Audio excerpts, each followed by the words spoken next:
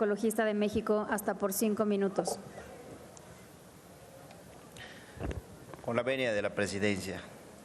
Sea usted bienvenido, señor secretario Arturo Herrera. Señor secretario, sabemos que durante la gestión del actual gobierno se tienen grandes proyectos regionales de infraestructura, destacando los proyectos del Tren Maya y el Corredor Transísmico, los cuales, sin duda, requerirán una fuerte inversión de todo tipo, por lo que es indispensable incrementar la inversión productiva generalizada para poder aspirar al crecimiento que nuestro México necesita. Se nos ha explicado en reiteradas ocasiones que la inversión privada nacional apenas alcanza el 20% del PIB, mientras que la inversión pública es menor al 3% del Producto Interno Bruto. En palabras del exsecretario de Hacienda, una economía en donde la inversión en infraestructura pública tiene tan bajos porcentajes, no tienen en el largo plazo ninguna viabilidad para poder alcanzar un crecimiento robusto. Hay quienes argumentan que por lo menos tendría que ser del triple. Según el Instituto Belisario Domínguez del Senado, el índice de infraestructura total de México se encuentra por debajo de las economías desarrolladas como Japón, Alemania y Estados Unidos, pero también por debajo de los países emergentes como China, Chile y Turquía. En los últimos años, diversos estudios han demostrado que la inversión de infraestructura es la herramienta con mayor impacto para promover el desarrollo de un país. Esto tiene que ver con el efecto multiplicador que tiene la infraestructura de calidad, además de su impacto en el aumento de competitividad de las economías regionales, así como la puesta en producción de nuevas áreas. Según un informe del Banco Mundial, estas inversiones podrían agregar un crecimiento de alrededor de 1.7 al PIB por año, además de un aumento a la competitividad a través del aumento de la calidad y la disponibilidad de la infraestructura. Sabemos que la inversión en infraestructura no solo trae un aumento generalizado del ingreso, sino que ayuda a reducir la desigualdad, conecta comunidades, genera derrama económica e incrementa el empleo. Al dar mayores oportunidades al conjunto de la población, se logra una correlación entre la inversión y la reducción del coeficiente de Gini como medida de la desigualdad.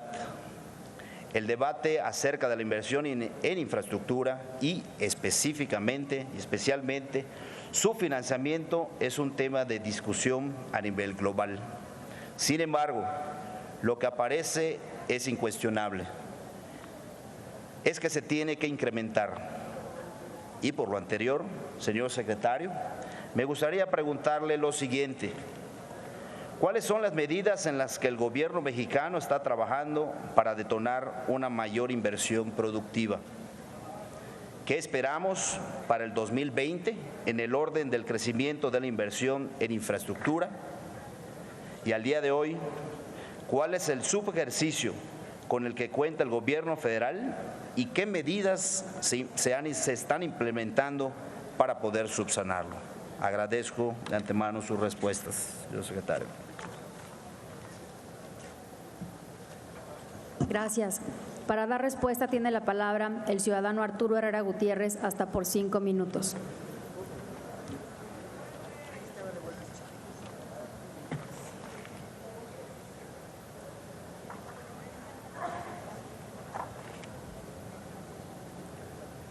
Diputado Jesús Carlos Vidal Peniche. Primero quisiera empezar por señalar que difícilmente podría estar en mayor acuerdo con muchas de las observaciones que usted ha señalado. Yo decía en algún momento de mi presentación, alguna pregunta de algunos de sus colegas, que uno de los graves problemas que tiene el país es que el país no ha crecido, no en los últimos meses, no ha crecido prácticamente en los últimos 40 años. El PIB per cápita desde 1980 es de apenas el 0.7%, el PIB desde los años de los 80 es menor al 2%. Esta es una de las tasas de crecimiento más bajas en todo el país, en toda la región, en toda América Latina, probablemente con la excepción de Venezuela. Y hay muchas razones por las que eso ha pasado, pero una de las razones más importantes es que el país no invierte lo suficiente. Si no se invierte lo suficiente, no se crea la estructura de capital que requiere el país para producir más, para transportar, para comunicar, etcétera. Y sobre todo, donde hemos fallado es en la inversión pública. ¿Qué es lo que tendríamos que estar haciendo nosotros? Y usted hace una serie de preguntas que son relevantes. Primero, yo le diría cuáles son los montos más o menos relevantes de algunos de los proyectos emblemáticos. Van a ir alrededor 5.372 millones de pesos al aeropuerto Felipe Ángeles, 2.500 millones de pesos al Tres Maya, 40.000 millones de pesos a la refinería de Dos Bocas, al corredor interoceánico del Istmo de Tehuantepec, 3.195 millones de pesos, al tren interurbano de México-Toluca, 3.000 millones de pesos, a la presa Libertad, 378, a la presa Santa María, 1.063 millones de pesos, etcétera. Pero yo creo que hay algo importante que nosotros tenemos que estar muy, muy conscientes en México, y si no lo hacemos va a ser muy difícil que corrijamos este problema. Y hay razones que tienen que ver con el marco en el que operan las inversiones en el país y razones que tienen que ver con el marco de planeación del país. Y hay básicamente dos modelos del mundo que relacionan los presupuestos, el gasto público y la inversión. Los modelos que privilegian la planeación, y allí uno encuentra países como Colombia con un Departamento Nacional de Planeación extraordinariamente fuerte, o Brasil, donde el Plan Nacional de Desarrollo está extraordinariamente ligado al presupuesto y a todos los proyectos de inversión que se van aprobando.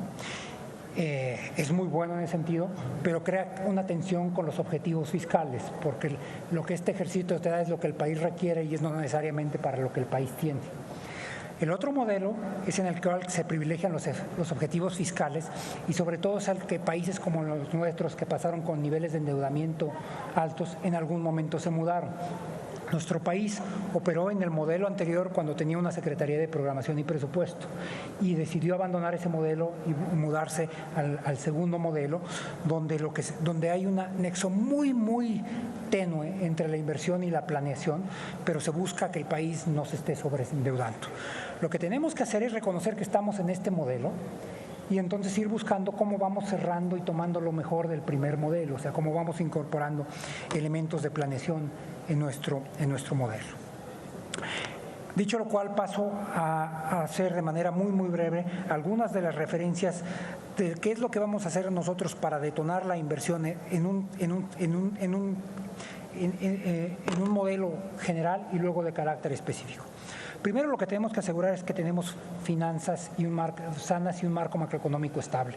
No es lo mismo tratar de invertir en un país que tiene tasas de interés del 150%, inflaciones de 200, 300%, y las tuvimos en el pasado, que invertir en un país que tiene un nivel de deuda controlada, un superávit primario y una inflación del menos del 3%. Pero segundo, lo que tenemos que hacer es poco a poco empezar a transformar nuestro gasto corriente en gasto público, pero también, dado que tenemos hoy recursos limitados, irlos apalancando con recursos de otros entes. Y con recursos de otros entes me puedo estar refiriendo a través de concesiones, y hace un momento refería yo que a través de 6 concesiones que vamos a desdoblar va a haber 18,000 millones de pesos adicionales de inversión, pero también a contratos de asociaciones públicas privadas. A través de los llamados CECIES, Pemex está a punto de lanzar alrededor de 15 contratos y tiene en puerta otros 100 contratos adicionales. Pero las asociaciones a las que me refiero no son únicamente con el sector privado. Por ejemplo, las inversiones que hice referencia del Peribús en Guadalajara, del BRT en Ciudad Juárez, todas son inversiones que se van a dar porque nosotros ponemos recursos, es decir, los detonamos, pero la inversión más grande va a ser de los estados, pero nosotros lo estamos facilitando. Muchísimas gracias. Para réplica tiene la palabra el diputado Jesús Carlos Vidal Peniche, del Grupo Parlamentario del Partido Verde Ecologista de México, hasta por 3 minutos. Gracias, señor secretario. Sin duda, la austeridad indudablemente representa un beneficio en las finanzas públicas, que se vuelve más eficiente el gasto público y el ejercicio de los cargos de los servidores públicos. Se reconoce que hay ahorros por 145,000 millones de pesos que pueden ser dirigidos a inversión productiva. además del envío de un mensaje claro de acabar con lujos, dispendios, opulencia, privilegios. Reconocemos las medidas que está tomando el gobierno federal para detonar una mayor inversión productiva y también reconocemos que hace falta un camino importante para que sea cada vez mayor. Es indudable que necesitamos trabajar en ser más eficientes para detonar una inversión productiva que nos lleve a mejores condiciones para el crecimiento. Cuente, señor secretario, con las y los diputados y con un servidor para impulsar las acciones necesarias para incrementar la inversión en infraestructura que contribuya al desarrollo de nuestro México. Es cuanto. Gracias, diputado. Tiene la palabra para formular